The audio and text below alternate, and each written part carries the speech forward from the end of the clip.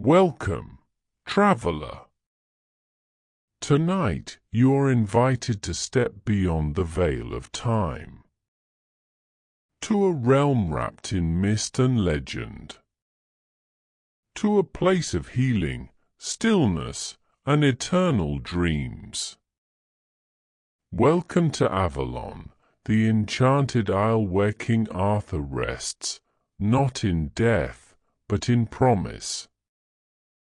In this 5-part sleep story, you'll journey through ancient battles, silver shores, and the hidden hallways of magic.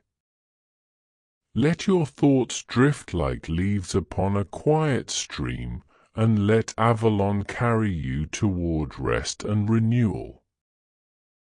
Make yourself comfortable. Close your eyes. Breathe deeply.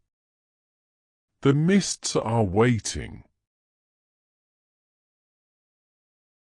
The sky was dim with sorrow as the last battle came to an end.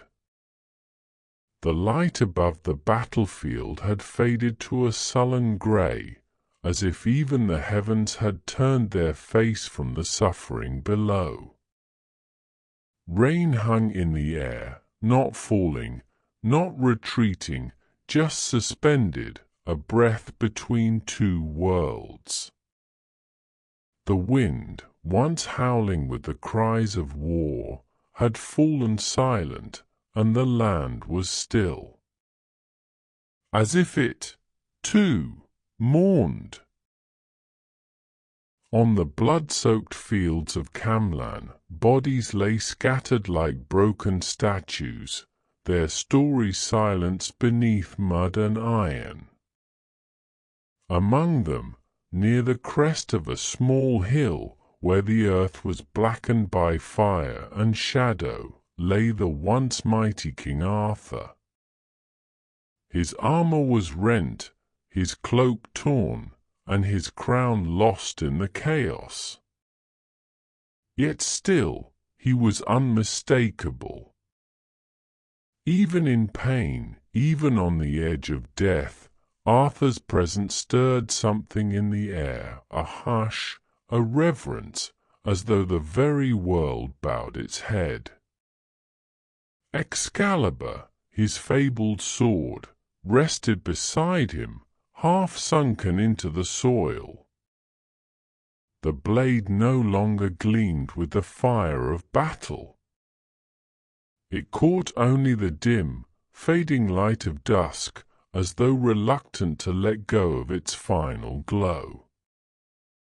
It looked less like a weapon now, and more like a monument, etched into the earth as a memory of all that had been.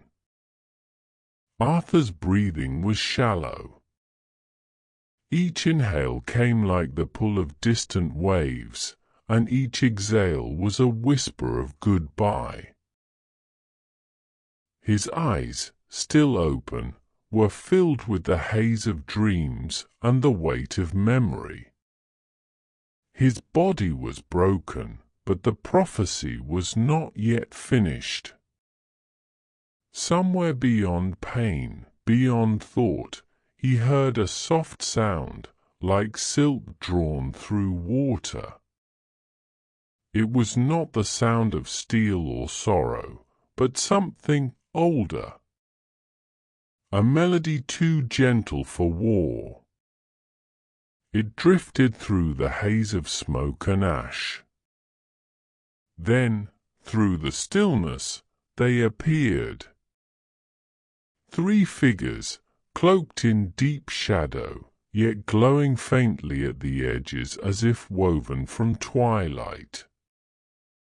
They walked with a calm that defied the ruin around them, untouched by blood or blade.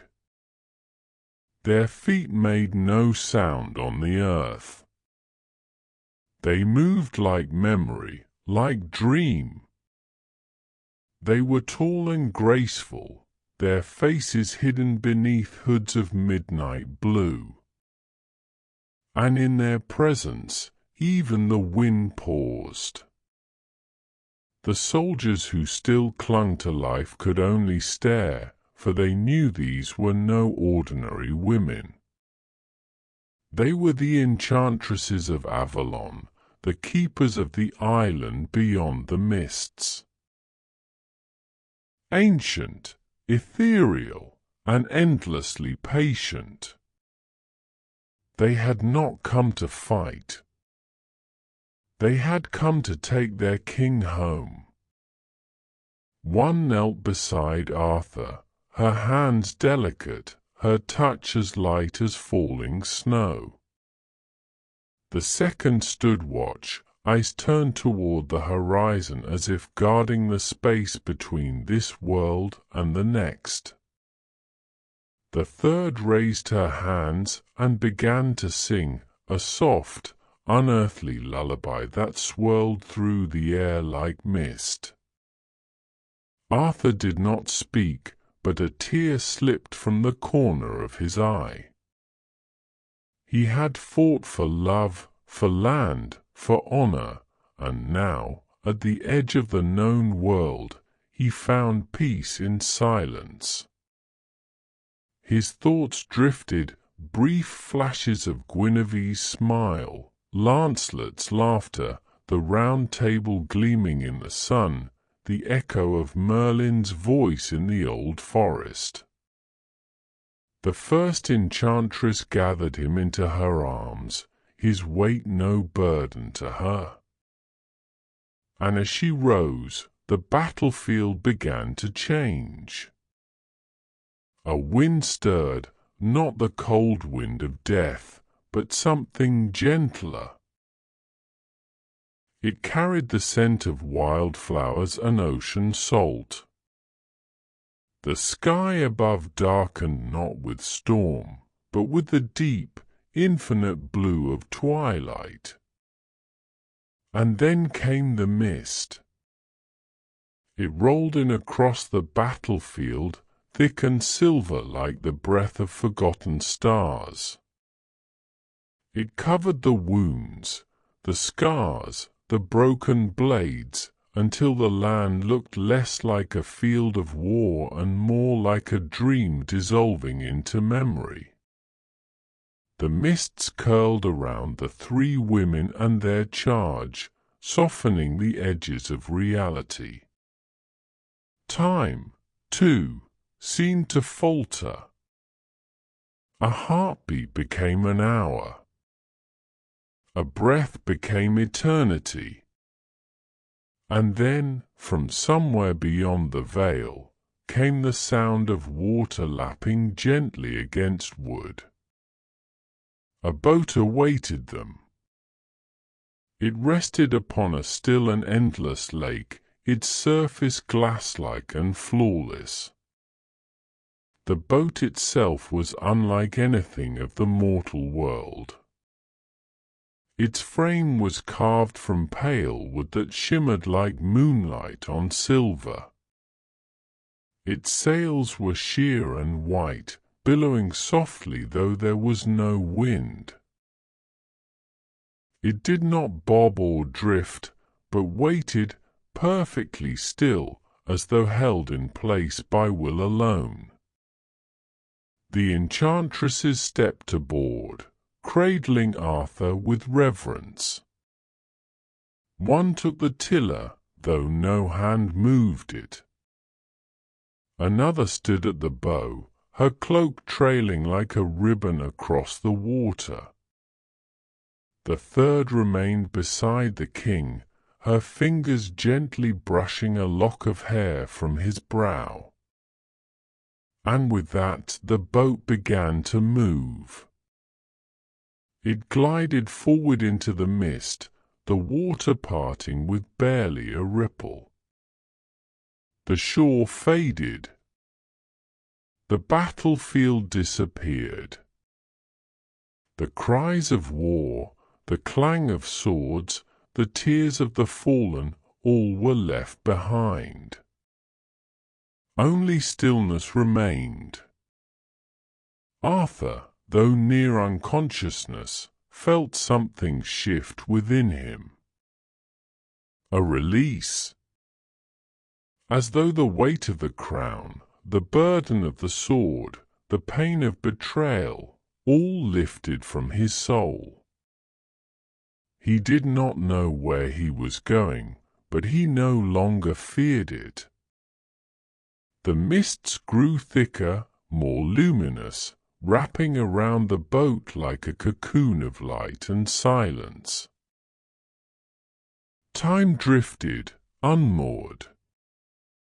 The stars above blinked once and vanished, as if the sky itself had turned inward. And then, just for a moment, the faint outline of an island appeared. It was not clear, not fully formed. A silhouette of rolling hills, of towers veiled in ivy, of trees with silver leaves that caught no breeze. The air shimmered around it as though the island was half dream, half memory.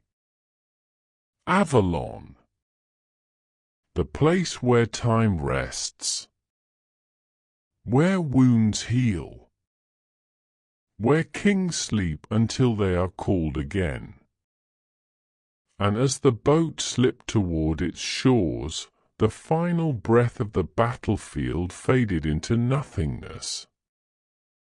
Only the song of the enchantress remained, echoing faintly through the mist. Sleep now, brave king. The journey has only just begun. The waters were like glass, still and endless, stretching beyond sight in all directions. They reflected not just the sky above, but something deeper, like the surface of a memory. A place where dreams drifted just beneath the waves, and time itself slowed to a gentle sigh. The boat glided across this mirrored world without wake or ripple, as though it moved not through water, but through the quiet breath between one life and the next. The sails, though full, caught no wind. There was no sound of oar or rudder. The boat was cradled by the mist, carried gently like a thought barely spoken. King Arthur lay upon a bed of woven silver within the vessel's heart, his eyes closed, but his soul stirred. He drifted between the fading pain of battle and the pull of dreams, floating through shadows and light. In one moment, he saw Guinevere's face as it had been when they first met, sunlight tangled in her hair. In another, the golden spires of Camelot rose from a sea of morning mist, the banners flying high, unspoiled by war. Each vision passed like a whisper, soft, fleeting, and strangely comforting. His chest, once heavy with the burden of crown and sword, felt light for the first time in years. His fingers no longer curled with tension. The ache in his limbs was fading, replaced by warmth, as if the very air around him were humming with unseen healing. Around him, the enchantresses of Avalon moved like phantoms of grace. One stood near the bow, her hands raised as if parting the mist with unseen threads. Another stood silently at the stern, eyes closed in a trance, her lips moving to an ancient rhythm. The third remained at Arthur's side, her fingers brushing the edge of his cloak, her presence a shield against any lingering pain. They sang, not in any language known to the world of men, but in a tongue that seemed carved from the roots of the earth and the stars. The sound was a lullaby older than kingdoms, filled with tones that curled like vines around the heart, unraveling sorrow, coaxing peace. Their song rose and fell like the tides, weaving through the mist, which pulsed gently with each note. The air around the boat shimmered, not from sunlight, but from something deeper, like stardust caught in a breath of wind. Arthur did not know how long they drifted. Time had softened its edges here, the days and hours melted into one long moment of calm. The boat seemed suspended in a dream with no need for direction. All that mattered was forward, toward something sacred, something promised. Then, without warning, the mist began to shift. Not retreating, but parting, like a curtain drawn back to reveal the stage of legend. Light, soft and golden, spilled through the folds of fog, warming Arthur's skin. The enchantresses fell silent, their heads bowed, as though in reverence. Before them, Avalon revealed itself. The island rose from the water like a forgotten melody, slow and sure. Rolling hills of emerald green curved like the backs of sleeping giants, untouched by age or flame. Trees lined the shoreline, their trunks white as bone, their leaves shimmering silver and pale gold, rustling though no wind touched them. Flowers bloomed in impossible colors, scattered across the grass like fragments of the stars. A soft rain fell, not from clouds, but from the very air. Tiny droplets that sparkled in the light, warm against the skin, scenting the breeze with wild herbs and something sweeter, perhaps the memory of spring or a long-lost lullaby. The sky above Avalon was not the same sky Arthur had known. It was deeper, richer, and endlessly calm, without sun or moon, just a soft, radiant glow that bathed the land in perpetual twilight. A hush seemed to blanket everything, as if the island itself were holding its breath. The waters around the boat grew shallow, though the boat did not stop.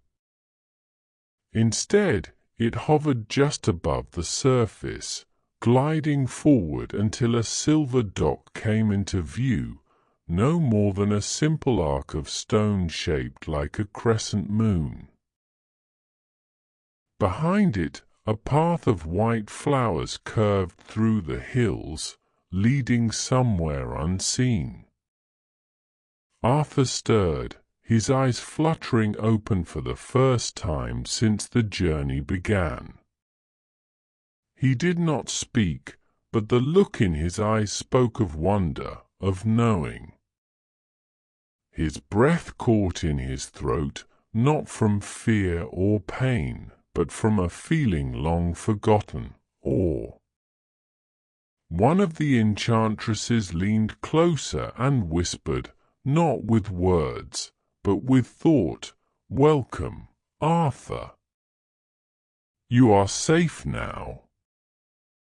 You are home." And though the boat had not yet touched the shore, Arthur felt it.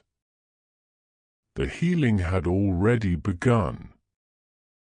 The great hall of Avalon stood at the island's heart, not built with hammer or stone, but shaped by the will of the land itself. It was a place older than legend, whispered into being by the first song of the stars. Its walls rose from the trunks of ancient trees, their bark smooth and pale, glowing softly from within as though they remembered the light of 1,000 dawns. No iron marred its form, no mortar held it together. The roof arched high like the sky itself, woven from ivy, crystal glass, and threads of starlight that shimmered faintly, even in shadow.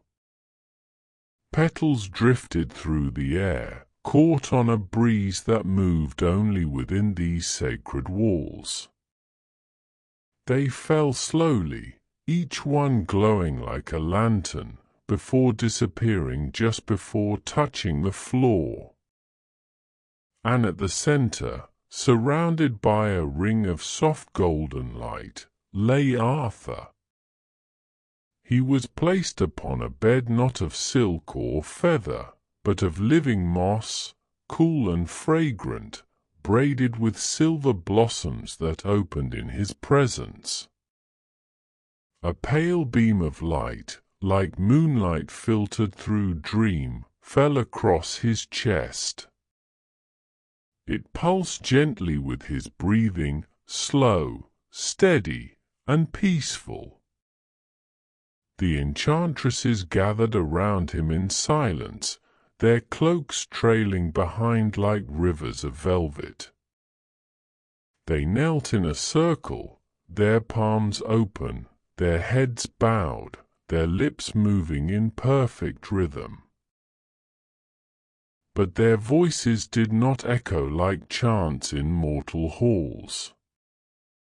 Instead, their spells flowed like snowfall, soft, whisper thin, yet powerful enough to stir the roots of mountains. Their words, older than language, drifted around Arthur in threads of glowing mist. Each syllable brushed against him like the wing of a dove, and where it touched, pain melted away. Bruises faded like morning frost. The wounds of battle, those etched into flesh and those buried deeper, unwound, unknotted, and disappeared. A warmth began to rise from within him, not heat, but comfort. Like the first fire of spring after a long, bitter winter. It bloomed in his chest, spreading through his limbs, awakening nerves not with sensation, but with peace. His eyes did not open. His body did not rise. For Avalon was not a place of haste. Here, healing was sacred and slow, meant to mend more than sinew and bone. It was a healing of soul and memory, of all the unseen burdens a king must carry. The regrets, the losses, the doubts that whispered in the quiet between victories, these, too, were gently gathered by the enchantresses and laid to rest. Above, birds that had never seen war circled silently through shafts of silver light. They sang no song, for silence was the music of this place. Through the windows, arches carved by wind and time, the river could be seen. It flowed in a perfect circle around the isle, its waters clear as crystal and faintly glowing blue. It murmured to the land, a quiet lullaby that never ceased. Its current was both slow and infinite, marking the hours not by clock or sun, but by the turning of stars. And beneath its surface swam fish with scales like opal and shadows of creatures long thought vanished. Near the riverbank, trees bowed low with golden apples. They did not fall with time, but only when one was ready to receive them. Their fragrance perfumed the air, rich with sweetness and something more, something eternal. In this place, the past was not forgotten, but forgiven. The future was not predicted, but patiently awaited. Arthur's breathing deepened, his body still and serene. Beneath the moss, the earth hummed, a quiet rhythm like a heartbeat, syncing with his own. A harmony older than the world of men. Sometimes the enchantresses would sing. Their song was different now, no longer the spell of healing, but a lullaby.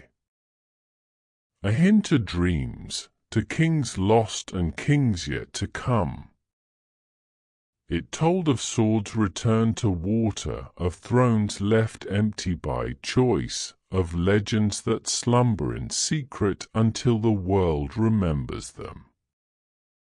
They did not ask Arthur to awaken, for some wounds take more than time to mend.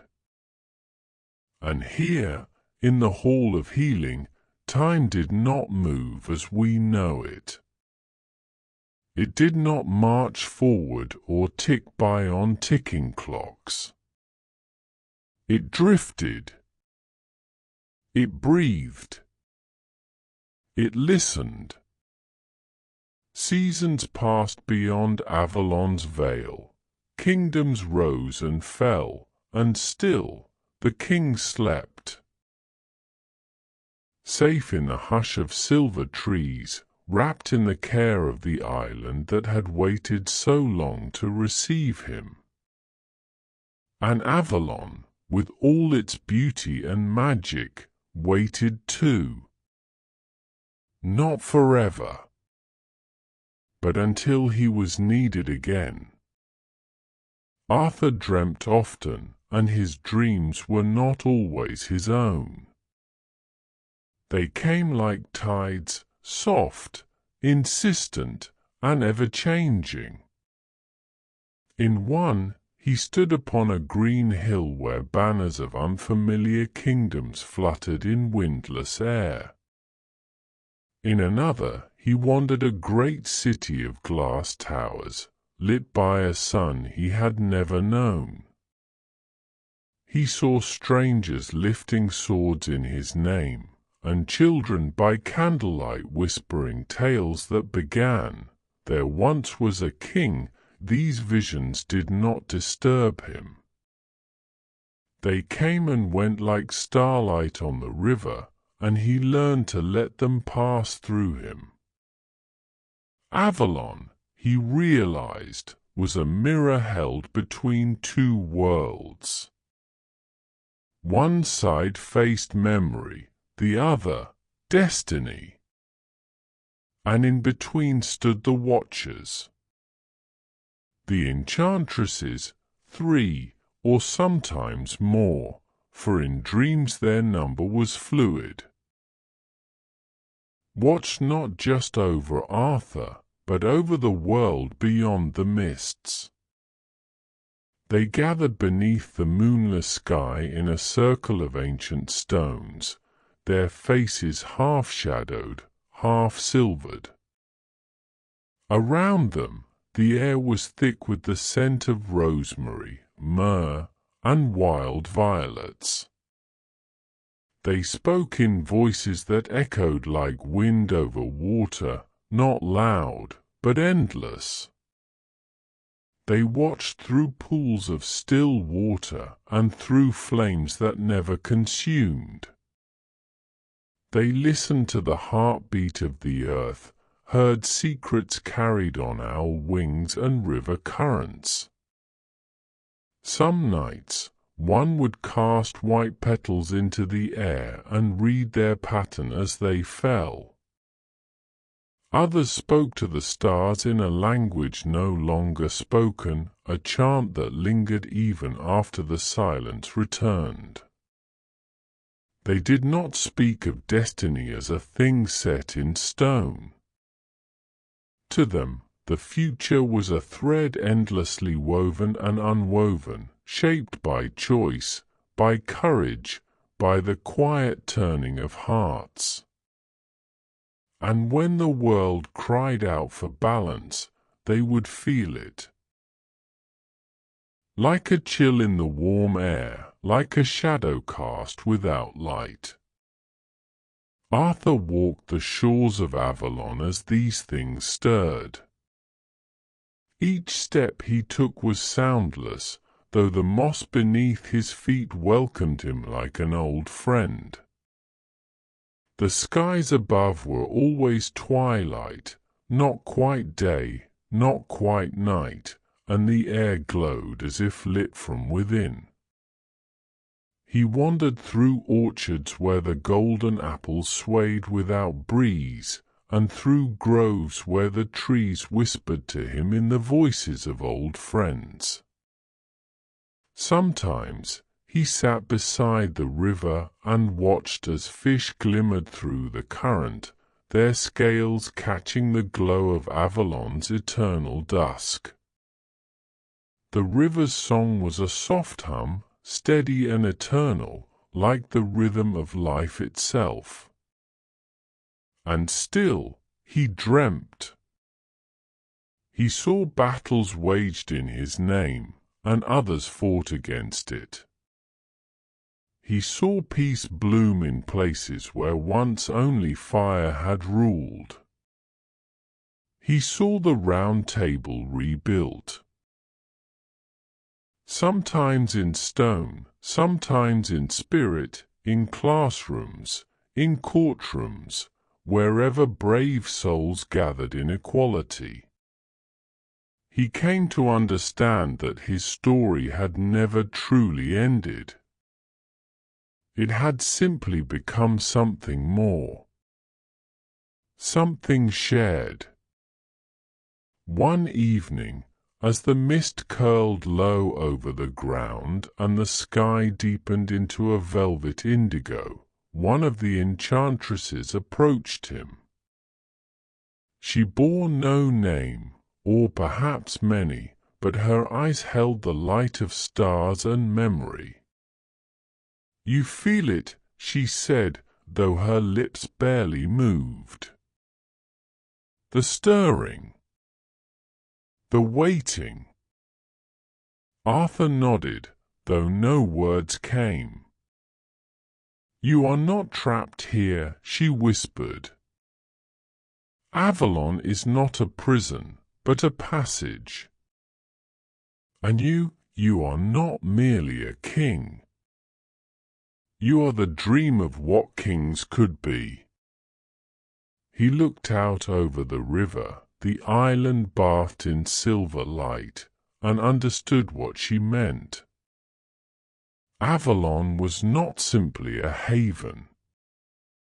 It was a listening place, a breathing place, a place between endings and beginnings. The Watchers did not guard Arthur. They guarded the possibility of return. A time would come, perhaps, when the world would need not a sword, but a symbol. Not a ruler, but a reminder. Until then, Arthur walked the shores in peace. His heart, once scarred by betrayal and burden, now drifted like a leaf upon a calm stream. He no longer longed for war or throne.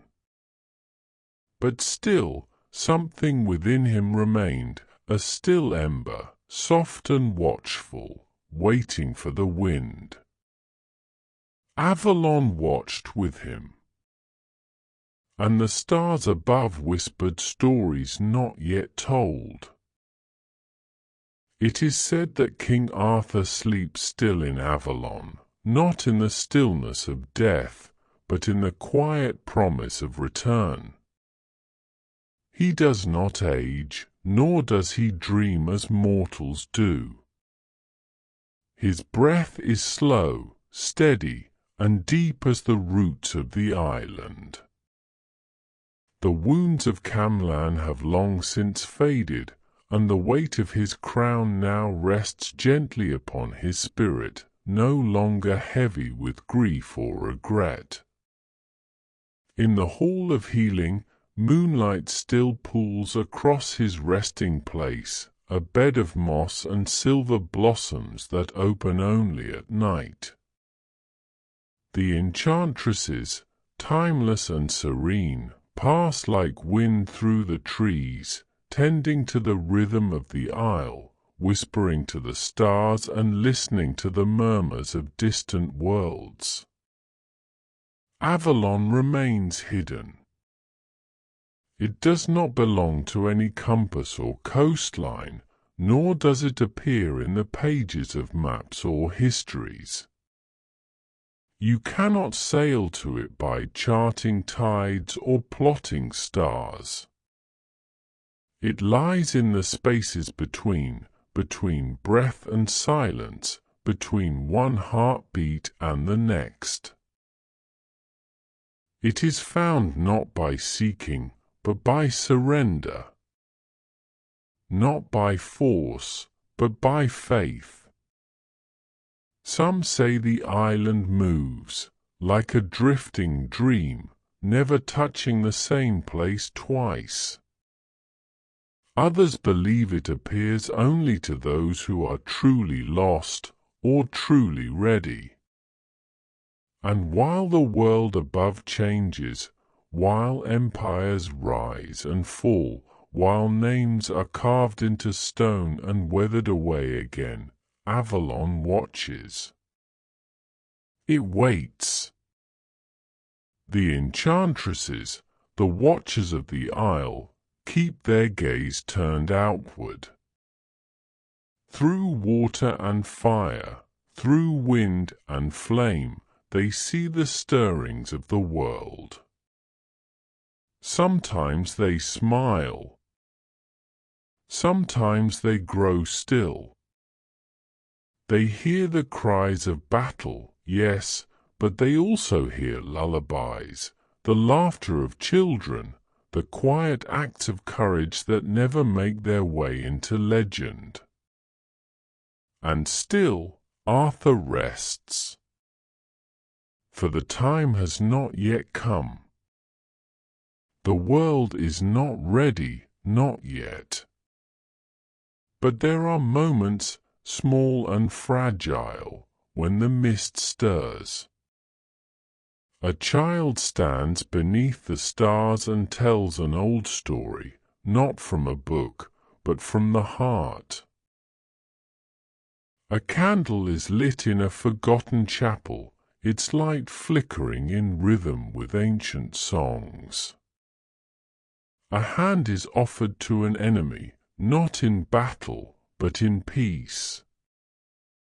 And in these moments, Avalon listens more closely. The mists ripple. The river grows louder. The silver trees tremble, as if remembering something long ago promised. Arthur does not stir, but his soul is not still. He feels the echo of those moments, as soft as a feather brushing skin. And somewhere, deep within the island's dream, he smiles. It is not yet time. But the time may come. And when it does, when the world is ready, when it no longer cries for conquest, but calls for unity, when it longs not for a sword, but for a steady hand and a just heart, the mists will part. The river will shine like fire beneath the stars. And from Avalon's silver shores, a boat will emerge once more. Until then, the isle slumbers. It breathes with the rhythm of ancient magic, hidden and eternal. The scent of wildflowers drifts on its breeze. The golden apples still fall without sound. The skies remain an endless twilight, a place where time forgets to move. But if you listen closely, just before sleep takes you, you might hear the song. A low, sweet melody, sung in a language you've never heard but somehow understand. A lullaby from beyond the veil. The song of the enchantresses, calling not to wake, but to dream. So sleep now, traveller. Let the mists carry you to distant shores. Let your thoughts become weightless, your breath soft, your body still. Avalon waits, not in the pages of history, but in the hush between heartbeats. In the breath of moonlit silence. In the promise of peace to come. Good night.